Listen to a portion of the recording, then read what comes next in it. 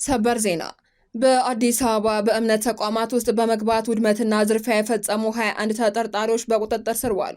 ተጠርጣሪዎቹ የቤተ ክርስቲያኑን አጥር ሰብረው በመግባት ድንጋይ በመወርወር እንዲሁም ቆርቆሮውን ሲሰባብሩ ታይተዋል። ተጨማሪና ዝርዝር መረጃውን ከኛ በቪዲዮ ጭምር እናደርሳችኋለን። በሌላ አስገራሚ ዜና በሰባተኛው ጠቅላላ ምርጫ በአዲስ አበባ በአማራና በማዕከላዊ ኢትዮጵያ ክልሎች በድምሩ 7 የምክር ቤት ወንበሮችን ያሸነፈው የፖለቲካ ፓርቲ ያገኘውን መቀመጫ እንደማይራከብና ምክር ቤት እንደማይገባ ለቢቢሲ አስታውቋል። ተጨማሪ አለን። አርቲስት ካሙዙ ካሳ በየካ ክፍለ ከተማ በከፍተኛ ድምጽ ማሸነፉን አስታወቀ። መረጃውን ይዘናል። በልማት ተፈናቅሎ ቤት ያላገኘ ሰው ካለ ስልጣኔን እለቃለሁ ሲሉ ባለስልጣኑ ተናገሩ። ጉዳዩ መነጋገሪያ ሆኗል። ወደ እናንተ እናደርሳችኋለን። እስራኤል ትውልደ ኢትዮጵያን ወታደሮችን በሶማሌላንድ ማሰማራቷ ተሰማ። ተጨማሪ አለን። ከውጭ በተሰማ ሰበር መረጃ አሜሪካ በኢራን ላይ ጣለችውን ማዕቀብ ማንሳቷን አስታወቀች። ተጨማሪውን ይዘናል። ውድ የቻናላችን ቤተሰቦች እኚህንና ሌሎች መረጃዎችን ይዘን ቀርበናል። ላይክ እና ሰብስክራይብ በማድረግ ማድመጥ እንድትጀምሩ እየጋበዝን በቀጥታ ወደ መረጃዎች ተሸጋገርን። በቅድሚያ በአዲስ አበባ በእምነት ተቋማት ውስጥ በመግባት ውድመትና ዝርፊያ የፈጸሙ 21 ተጠርጣሪዎች በቁጥጥር ስር ዋሉ።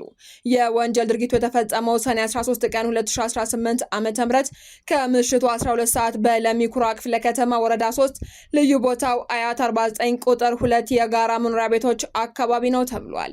በተጠቀሰው አካባቢ የሚገኘው ባዶ ቦታ በከተማው አስተዳደሩ ካቢኔ የመንግስት ሰማያት እንደራሴዎች ዓለም አቀፍ ቤተክርስቲያን የተወሰነ ሲሆን ቤተክርስቲያኑም ግንባታ አድርጎ አገልግሎት እየሰጠ ይገኛል ተብሏል። በመሆኑም ሰኔ 13 ቀን 2018 ዓ.ም ከምሽቱ 12 ሰዓት ላይ ቁጥራቸው 21 የሆኑ የጋራ መኖሪያ መንደር ነዋሪዎች በቡድን በመደራጀትና ቦታው የኛ ነው በማለት የቤተክርስቲያኑን ግቢ በኃይል ሰብረው በመግባት 10 ሚሊዮን 132 ሺህ ብር የሚገመት ንብረት የመዝረፍና የማውደም ወንጀል ፈጽመዋል ተብሏል።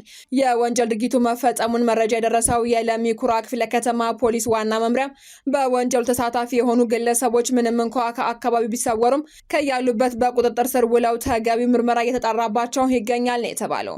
በቀጣይም በወንጀሉ ተሳታፊ ናቸው ያላቸውን ግለሰቦች ላይ ክስ እንደሚመሰረት የገለጸው የአዲስ አበባ ፖሊስ ዋና ጠቅላይ መምሪያ መሰል ድርጊቶች የሃይማኖት ግጭትን የሚቀሰቅስና ተከባብሮ የኖረውን ሕዝብ በጥርጣሬ እንዲታይ የሚያደርግ በመሆኑ ሁሉም ተገቢውን ጥንቃቄ ማድረግ እንደሚገባው አሳስቧል።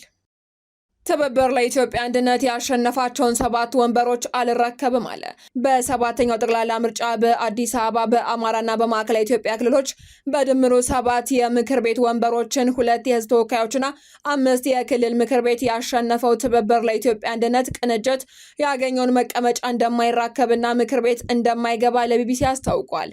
ምርጫውን የጨረባ ሲሉ የገለጹት የቅንጅቱ የህዝብ ግንኙነት ኃላፊ አቶ ጌትነት ወርቁ በአገሪቱ ያለው የሰላም እጦትና ጠባብ የፖለቲካ ምህዳር ለውሳኔያቸው በዋና ምክንያትነት ጠቅሰውታል። መንግስት ወደ ንግግርና ድርድር እስኪመጣ ድረስ እውቅና እንደማይሰጡት የገለጹት ኃላፊው ዓለም አቀፉ ማህበረሰብም ለምርጫ እውቅና እንዳይሰጥ ቅስቀሳ እያደረጉ መሆናቸውን ይፋ አድርገዋል።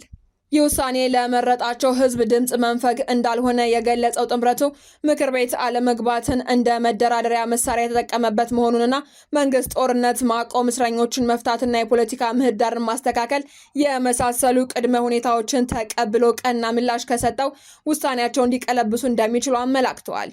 ኢህአፓ፣ መኢአድና እናት ፓርቲን ጨምሮ 5 ፓርቲዎችን ያቀፈው የጥምረት ተመራጮች የፓርቲውን ውሳኔ ጥሰው ወደ ምክር ቤት የሚገቡ ከሆነ የሞራልና የህግ ኃላፊነት እንደሚጠይቃቸው አስጠንቅቆ ከፓርቲው ማባረርን ጨምሮ ጠንካራ የስነ ምግባር እርምጃዎችን እንደሚወስድን በጥብቅ አሳስቧል። አርቲስት ካሙዙ ካሳ በየካ ክፍለ ከተማ በከፍተኛ ድምጽ ማሸነፉን አስታወቀ። በየካ ክፍለ ከተማ የብልጽግና ፓርቲን ወክሎ ለምርጫ የቀረበው ታዋቂው አርቲስት ካሙዙ ካሳ ከአካባቢው ነዋሪዎች ከፍተኛ ድምጽ በማግኘት ማሸነፉን በይፋ የማህበራዊ ትስስር ገጹ ላይ አስታውቋል። አርቲስቱ የምርጫውን ውጤት ተከትሎ ለነዋሪዎችና ለመራጮች የእንኳን ደስ ያላችሁ መልእክት ያስተላለፉ ሲሆን ለተደረገለት ድጋፍም ጥልቅ ምስጋና አቅርቧል።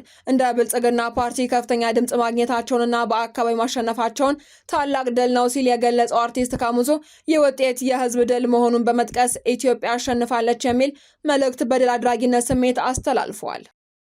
በልማት ተፈናቅሎ ቤት ያላገኘ ካለ ስልጣኔን ለቃለሁ ሲሉ አቶ ግርማ ሰይፉ ገለጹ።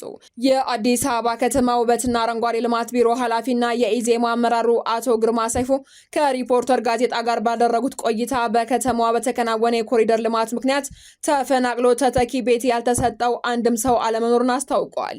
የቀበሌ ቤትም ሆነ የመሬት ይዞታ ካርታ ኖሮት ምትክ ያላገኘ ሰው ካለ ከስልጣናቸው በገዛ ፈቃዳቸው ለመልቀቅ ዝግጁ መሆናቸውን በድፍረት የተናገሩት ኃላፊው በመንግስትና በፓርቲያቸው ላይ የሚሰነዘሩ ትችቶችን እንደሚከላከሉና ልማቱም ለውጭ ዜጋ ሳይሆን ለሀገር ተብሎ የተሰራ መሆኑን ገልጸዋል። ይሁን እንጂ ከአስተዳደራዊና ከሌሎች ተያያዥ ጉዳዮች ጋር በተያያዘ በደል የደረሰባቸው አካላት መኖራቸውን ግን አልሸሸጉም። በሌላ በኩል በበርካታ ዙሮች የተከናወነውን የኮሪደር ልማት ለአዲስ አበባ ዘመናዊነትና ውበት ከፍተኛ አስተዋጽኦ ማበርከቱን ቢታመንም በሂደት ውስጥ በቂ ዝግጅት፣ ግልጽነትና ተመጣጣኝ ምትክ አላገኘንም የሚሉ በርካታ የህብረተሰብ ክፍሎች በየጊዜው ቅሬታቸውን ሲያቀርቡ መቆየታቸው ይታወሳል። እስራኤል ትውልደ ኢትዮጵያን ወታደሮችን በሶማሌላንድ ማሰማራቷ ተሰማ። ሚድል ኢስት አይ የተባለ የዜና ወኪል አንድ ከፍተኛ የሶማሊያ መንግስት ባለስልጣንን ጠቅሶ እንደዘገበው እስራኤል በዘንድሮ የፈረንጆቹ ዓመት መጀመሪያ ላይ ትውልደ ኢትዮጵያን የሆኑት እስራኤላውያን ወታደሮችን ያካተተ ቡድን ወደ ሶማሌላንድ ልካለች። ስማቸው ያልተጠቀሰው እኚህ ባለስልጣን እንደገለጹትም እስራኤል ራስ ገዝ ለሆነችው ሶማሌላንድ በታህሳስ 2025 በይፋ እውቅና ከሰጠች ማግስት ጀምሮ ወደ 50 የሚጠጉ እስራኤላውያን ወታደሮችን ወደ ስፍራው ልካለች። ወታደሮቹም የተመረጡት ከአፍሪካውያን ወገን በተለይ ደግሞ ከኢትዮጵያ ማህበረሰብ ሲሆን ይህም የሆነው የአካባቢውን ማህበረሰብ በቀላሉ በመምሰል ትኩረትን ላለመሳብ እንደሆነ ተገልጿል። የዚህን ዘገባ ትክክለኛነት በተመለከተ የእስራኤል መከላከያ ሰራዊትም ሆነ የሶማሌላንድ ባለስልጣናት ለቀረቡላቸው ጥያቄዎች ምላሽ ከመስጠት ተቆጥበዋል። ይህ አዲስ መረጃ የወጣው በእስራኤልና በሶማሌላንድ መካከል እያደገ በመጣ የደህንነት ትብብር ወቅት መሆኑ ታውቋል። ባለፈው ሳምንት የእስራኤል መከላከያ ሚኒስትር እስራኤል ካትስ ከሶማሌላንድ ፕሬዝዳንት አብዱራህማን መሐመድ አብዱሃሊ ጋር ባደረጉ ስብሰባ ሁለቱ ወገኖች እስካሁን በሚስጥር በቆዩ ስራዎች ለዓመታት ከእይታ ውጭ ሲተባበሩ መቆየታቸውን ተናግረዋል።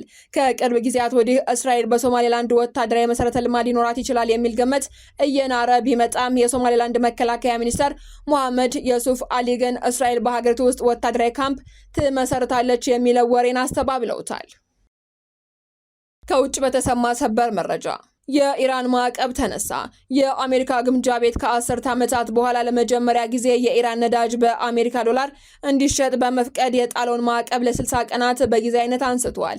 እስከ ነሐሴ ወር በሚቆየው በዚህ ፈቃድ ኢራን ድፍድፍ ነዳጅና የፔትሮኬሚካል ምርቶችን በቀጥታ ለአሜሪካ ጭምር መሸጥና መላክ የምትችል ሲሆን የባንክ ዝውውር፣ የኢንሹራንስና የትራንስፖርት ማዕቀቦችም ተነስተውላታል። የማዕቀብ እፎይታ የተሰጣት ኢራን ወሳኙን የሆርሙዝ ወሽመጥ ለመክፈትና የዓለም አቀፍ አቶሚክ ኢነርጂ ኤጀንሲ ተቆጣጣሪዎችን ለመቀበል ቃል በመግባቷ እንደሆነም አሜሪካ ብትገልጽም ቴህራን የተቆጣጣሪዎችን መግባት አስተባብላለች።